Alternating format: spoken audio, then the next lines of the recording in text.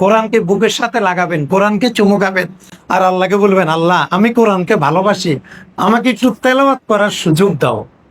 ভাই এই দোয়াটা করা যাবে না? ইনশাল্লাহ দোয়া করেন, দেখবেন একদিন হঠাৎ করে, কোনো একদিন হঠাৎ করে আপনার অন্তরে কোরআন শেখার এমন আগ্রহ আসবে, আপনি পাগল হয়ে গেছেন কোরআন শেখার জন্য।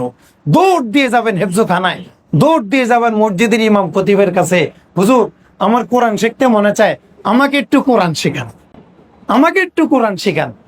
অনেক ভাই মনে করেন আমি নরাধম, আমি পাপিষ্ঠ, আমি মদখোর, আমি জুয়াখোর, আমি গুনাহগার, আমি হারামখোর, আমি সুদখোর, আমি ঘুষখোর। কোরআন কিভাবে ধরি? এটা শয়তানের ধোঁকা। ঘুষ খান এক গুনাহ, সুদ খান আরেক গুনাহ, আর ফরেজগারি দেখাইতেছেন আরেক গুনাহ। আপনি ঘুষও খাইলেন, কোরআনও ধরলেন না, দোষ কয়টা? কথা কয়টা? এই মুসলিমের বিরুদ্ধে কথা গেলে আর কথা কয় না মানল না। আপনি ঘুষও খাইলেন, কোরআনও করলেন না, দোষ কয়টা হইলো? তো দোষ কমান দরকার না? ঘুষ খাইবেন কি খাইবেন এটা তো আপনার বিষয়, আপনার মানসিক চিন্তার বিষয়।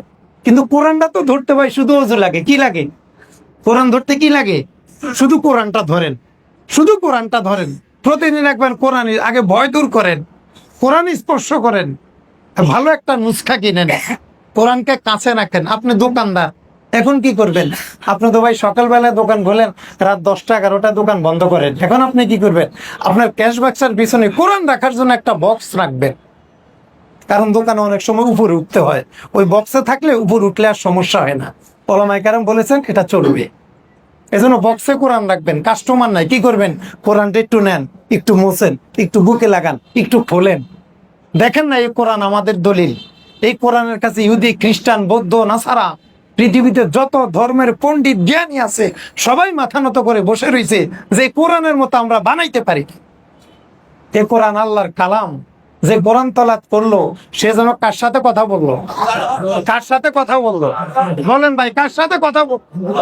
আমি 10 মিনিট কোরআন তলাত করেছি, মানে 10 মিনিট কার সাথে কথা বললাম? আল্লাহর সাথে কথা বলে আপনি কি মনে করে? আজকে যদি আপনাকে একটা ফোন আসে যে প্রধানমন্ত্রী আপনাকে ফোন দিয়েছে যে আমাদের প্রধানমন্ত্রী আপনার সাথে অমুক সময় কথা বলবে, আপনার অবস্থা কি হবে বলেন? আপনার অ্যাটেনশন কেমন হবে বলেন? আপনার ইমোশন কেমন হবে বলেন? আপনি কোরআন আল্লাহর সাথে কথা বলতেছেন, এখন আপনার ইমোশন আসে না কেন? এখন আপনার অ্যাটেনশন আসে না কেন?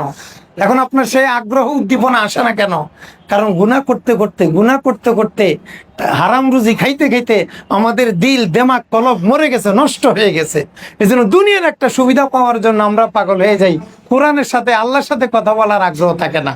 এজন্য ভাইরা, প্রথম দাওয়াত আমরা কোরআন ধরবো, ইনশাআল্লাহ। ধরবো তো? কি ভাই, কোরআন হাত দিয়ে ধরবেন তো? সবাই নিয়ত করেন যে আমার ঘরে এক জিল কোরআন থাকবে, আমি যে দোকানে বসি দোকানে এক জিল কোরআন থাকবে, আমি যে রেস্টুরেন্টের মালিক রেস্টুরেন্টে একটা কোরআন থাকবে। সেই কোরআন আমি যখন কাস্টমার নাই, যখন আমি সুযোগ পাবো একটু খুলে দেখবো, একটু খুলি, পড়া দরকার নাই, এখন পড়বো না, একটু খুলি, একটু ভালোবাসা তৈরি হোক, একটু চুমু খাই আর বলি আল্লাহ আমাকে একটু পড়ার সুযোগ দিও। বারবার বলেন, দেখবেন এক সময় আপনার অন্তরে কোরআন শেখার আগ্রহ কালেব হয়ে গেছে, আপনি কারি হয়ে গেছেন, আপনার তেলাওয়াত শুদ্ধ হয়ে গেছে। এখন রাসূল সাল্লাল্লাহু আলাইহি ওয়াসাল্লাম বলছেন যে কোরআনকে ভালোবাসবে, কোরআন তেলাওয়াত করবে, কোরআনকে চুমু দিবে, কোরআনকে বুকে নিবে, কোরআন অনুযায়ী সকাল সন্ধ্যা, সন্ধ্যা থেকে রাত অতিবাহিত করবে, হাসর মাঠে যখন জাহান্নাম দাউ দাউ করে তার দিকে আগাইতে থাকবে, কোরআন এসে জাহান্নামকে ঢাকাইয়া দিবে। তাহলে কোরআন পড়া দরকার আছে না নাই ভাই? এই জন্য কোরআন পড়বেন, ছেলেকে বলবেন বাবা কোরআন পড়ো। যারা রাজনীতি করেন আপনাদের অনেক মুরিদান আছে, আঙ্গু পিসাবকে যেমন মুরিদ আছে, রাজনীতিবিদদের মুরিদ আছে না, সহকারী আছে, পিএস থাকে, তাদেরকে বলবেন এই কোরআন শরীফ পড়ছো আজকে? যখন ওরা দেখবে আরে আমার নেতা বলতেছে কোরআন পড়ছো কিনা, ও কিন্তু পড়বে, তাইলে আপনার কি লাভ হবে? আপনার অধীনে যতগুলা সদস্য আছে, যুবক ছেলে আছে, এরা সবাই তেলাওয়াত করলে যে সব পাবে, পুরা সবের যোগফলটা আল্লাহ আপনাকে স্পেশালি দিয়ে দেবে, কারণ আপনার কারণে কোরআন তেলাওয়াত করতেছে। তাহলে আমাদের সবার আল্লাহর সাথে কথা বলার দরকার আছে না ভাই?